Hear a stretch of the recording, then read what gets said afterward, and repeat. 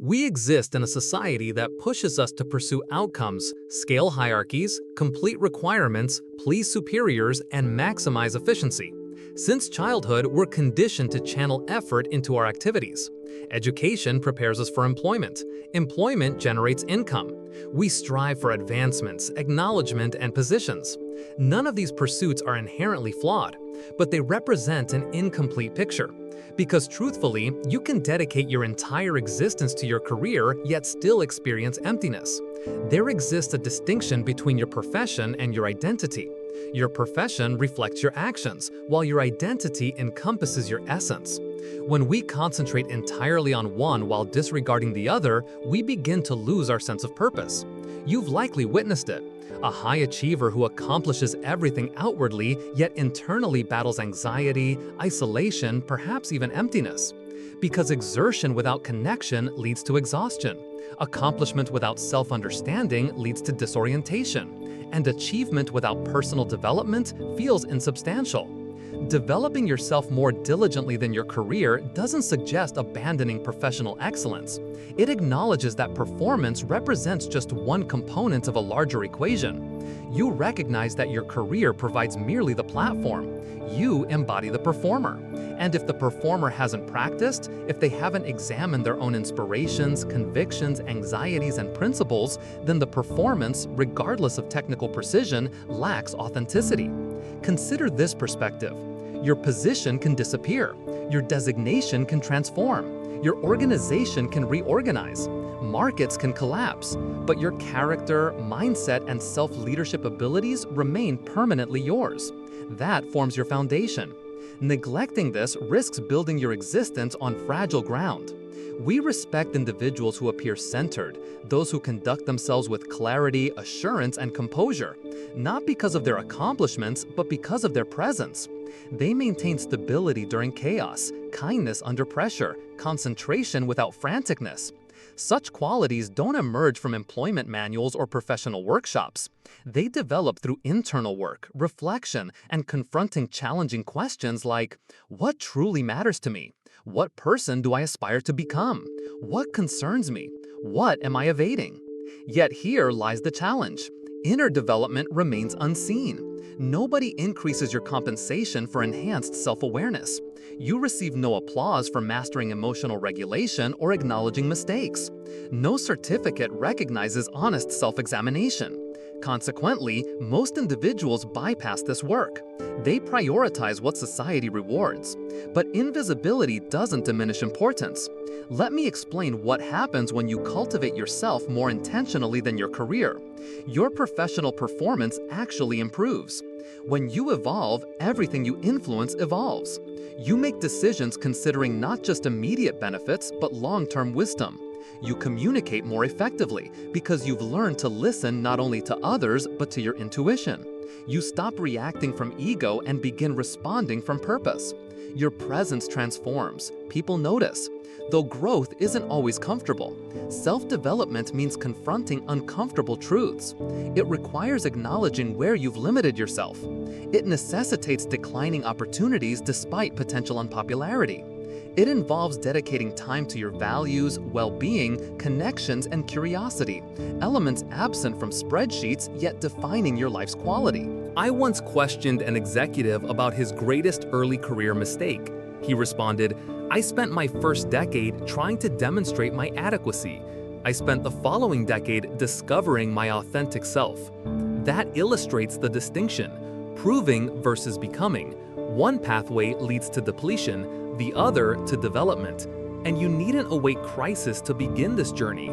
You don't require burnout to realize your worth transcends productivity.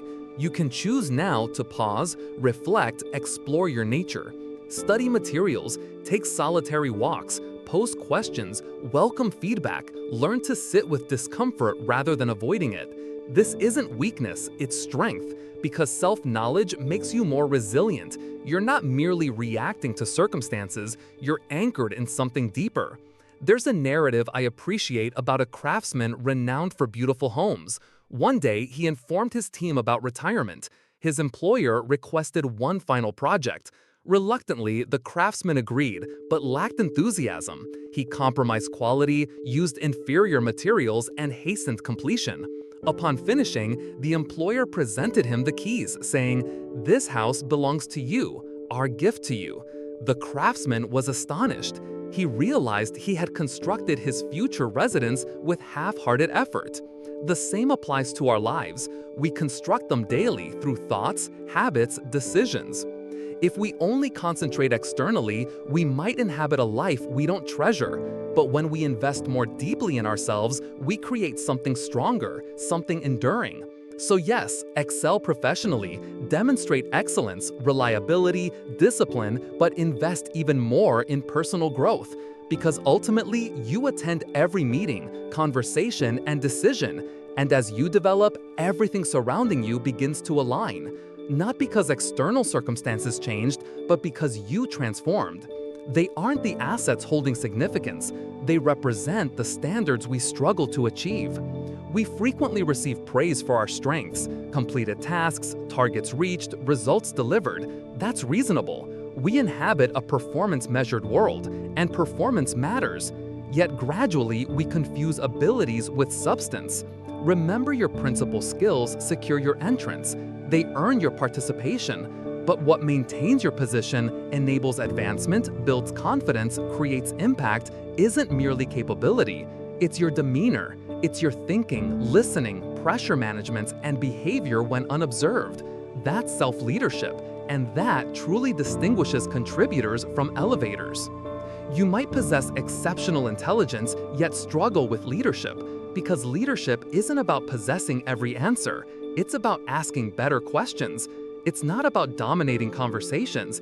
It's about knowing when to speak versus remain silent. It's about clarity, empathy, consistency, and conviction. None taught through training manuals. You don't download these qualities like software.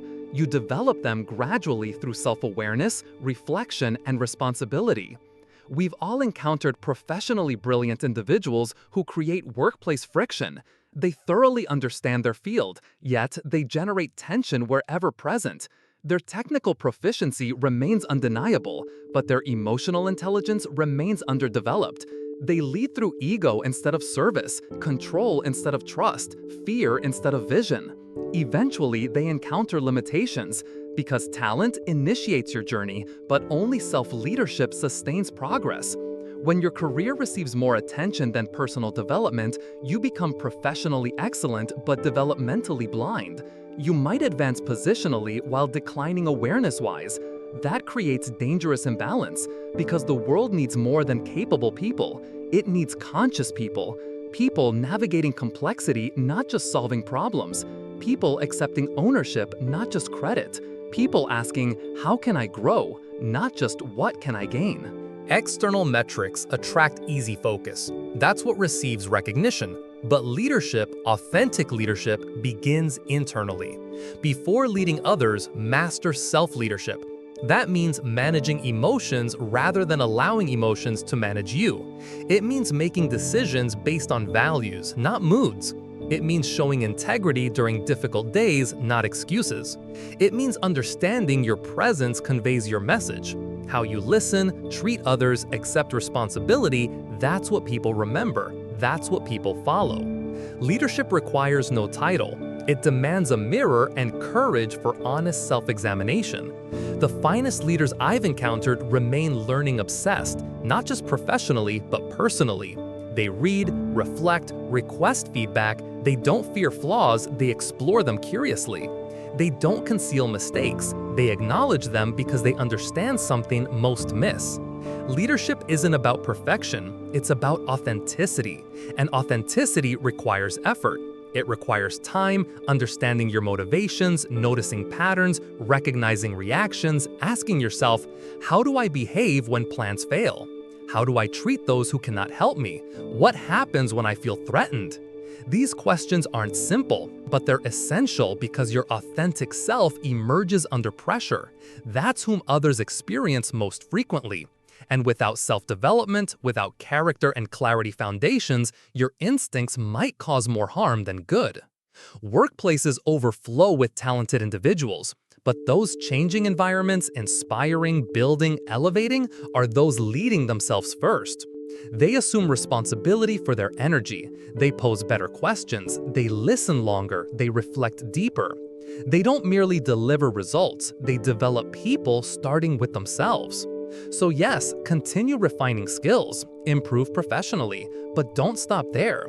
Learn mind management, learn heart connection, learn self-leadership before attempting to influence others. Because people follow examples long before following instructions. When you invest more in personal development than career advancement, something interesting happens. You become someone others want alongside them, not because you're smartest, but because you're steady, clear, you're kind. You help others feel seen, heard, valued. In our noisy world, that's remarkably powerful. Ultimately, your job describes your activities, but your character, values, and growth determine your methods, and your methods become your legacy. There comes a moment occurring quietly, often amid busy schedules, peaceful evenings, or lengthy commutes. A moment when you briefly pause, thinking, is this everything? You've been pushing hard, participating, meeting expectations, fulfilling requirements, but beneath the activity, you sense disconnection, fatigue, detachment from yourself. You might not understand why. After all, externally, everything appears fine. You're performing, producing, delivering, but internally, a different reality exists. That feeling isn't laziness, it isn't weakness, it's signaling, quietly inviting attention towards something deeper, your inner landscape. Because exclusively focusing on career without self-development creates imbalance, eventually affecting you. You cannot outrun it through additional hours or disguise it behind achievements. Eventually, it manifests through energy, relationships, health, joy. That's burnout. But the genuine danger isn't merely exhaustion, it's disconnection, causing separation from meaning, values, identity. Most received productivity-centered upbringing. We learned hard work signifies nobility. Extended hours represent honor badges. Certainly, diligence deserves admiration, but not all diligence equals value. You might spend your existence working diligently on incorrect priorities, attempting to demonstrate worth, pursuing external success, staying occupied to avoid confronting deeper realities. When this happens, something essential deteriorates. We weren't designed as machines. We're human beings. We experience thoughts, emotions, needs, limitations. Ignoring these truths doesn't increase effectiveness, it increases vulnerability. Ironically, pushing harder without care causes greater breakage. Self-development means recognizing inner strength isn't about enduring everything. It's about knowing priorities and non-priorities. It's about having clarity directing energy allocation and courage protecting it. Burnout doesn't merely result from excessive activity. It often results from insufficient engagement with vitality sources, insufficient purpose, reflection, alignment. You're not exhausted from weakness. You're exhausted from operating disconnected from energizing elements. When efforts exclusively target career without nurturing spirit, eventually work drains rather than develops you. This transcends mental health concerns. It addresses sustainable performance. If you want consistent presence, resilience, creativity, focus, and engagement, you must nurture their source, yourself. That isn't selfish, it's strategic, because empty vessels cannot pour. And surrounding people, team, family, community need you not just effective, but whole. So question becomes, when last did you check yourself? Not schedule, not deadlines, you. When did you last ask, how am I truly feeling? What creates groundedness? What generates energy? What depletes it? These aren't frivolous questions, they're foundational, because self-awareness isn't luxury. It underlies every wise decision, strong boundary, authentic leadership moment. They do. Frequently, we attempt solving internal challenges through external solutions. Overwhelmed, we work harder. Disconnected, we pursue additional titles or change employment. But without internal clarity, we recreate identical patterns in new environments, like changing seats aboard sinking vessels. Environment changes, outcome persists. True change begins within. That's why self-development isn't optional, it's essential. It enables response rather than reaction, leadership rather than survival, alignment rather than anxiety. Beautifully, investing in inner development initiates external shifts. Relationships deepen, focus sharpens, creativity expands because you're operating from purpose, not pressure. This doesn't demand immediate lifestyle overhaul. It requires different choices. Perhaps morning minutes breathing and censoring before checking messages. Perhaps difficult conversations previously avoided because clarity outweighs comfort. Perhaps rest not as reward but responsibility. Perhaps permission saying, I'm uncertain, or I need assistance, or this approach isn't working anymore. These aren't weakness indicators, they're leadership indicators. Because leaders aren't people possessing complete solutions. They're people willing toward honesty despite discomfort. They lead not through perfection, but presence. And presence requires self-attention first.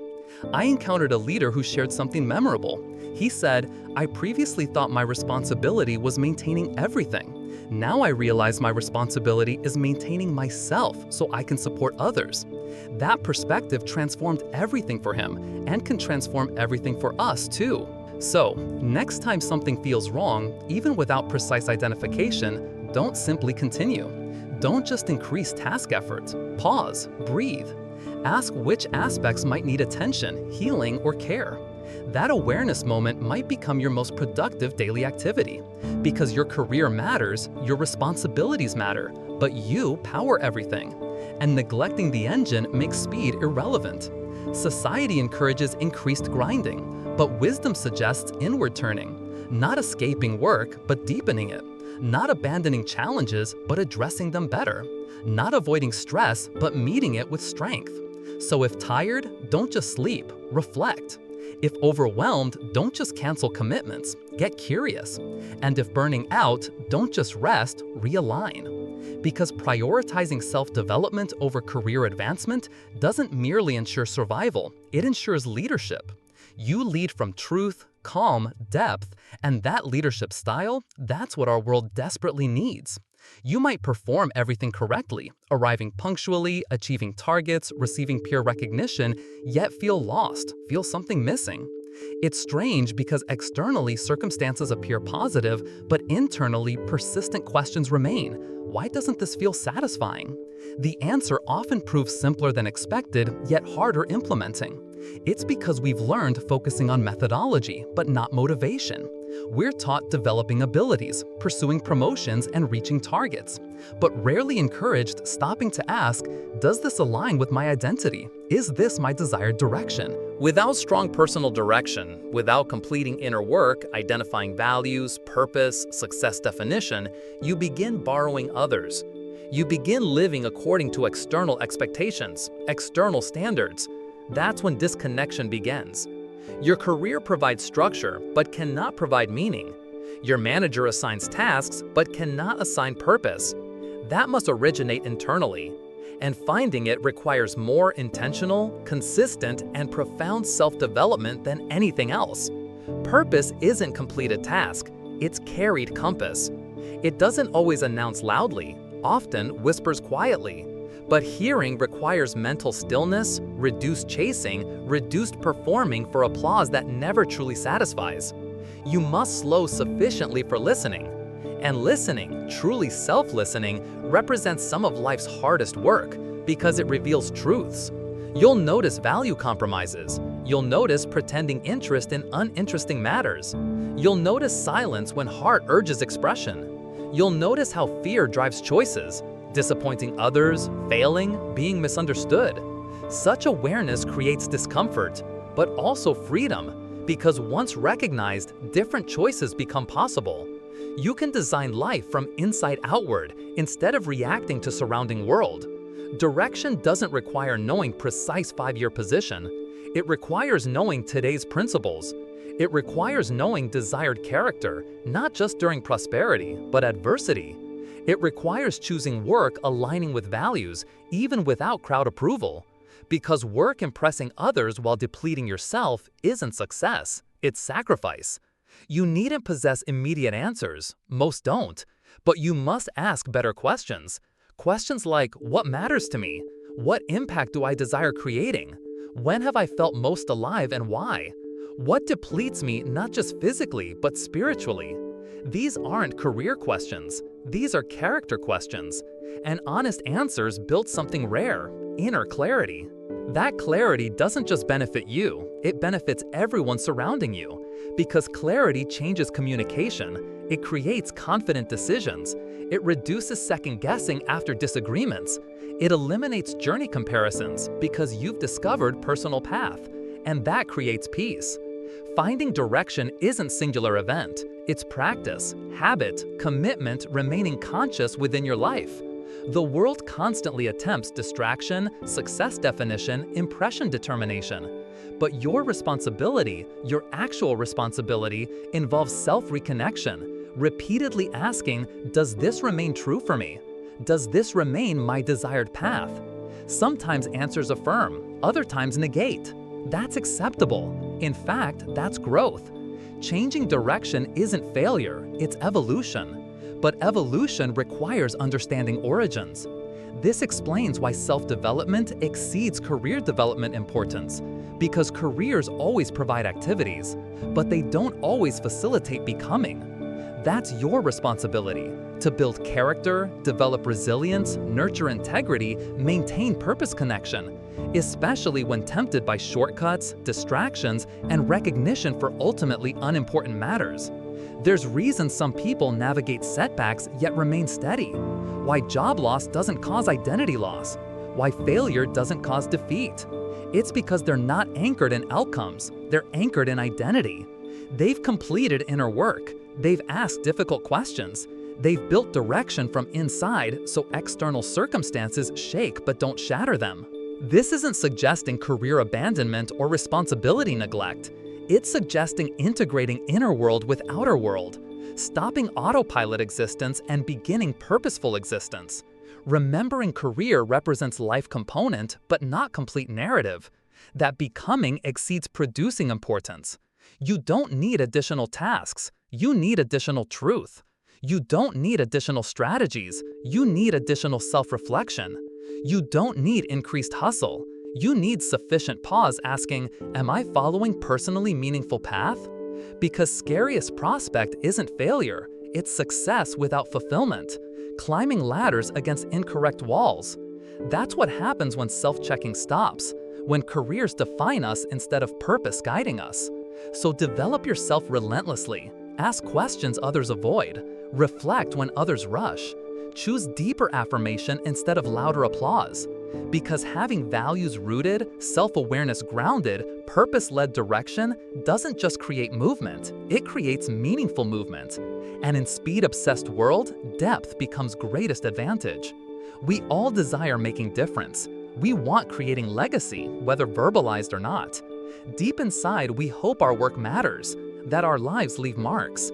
That's not egotistical, it's human. We're designed for contribution. But truthfully, real impact doesn't begin with performed work. It begins with personal character. It begins internally. You might possess exceptional professional skills.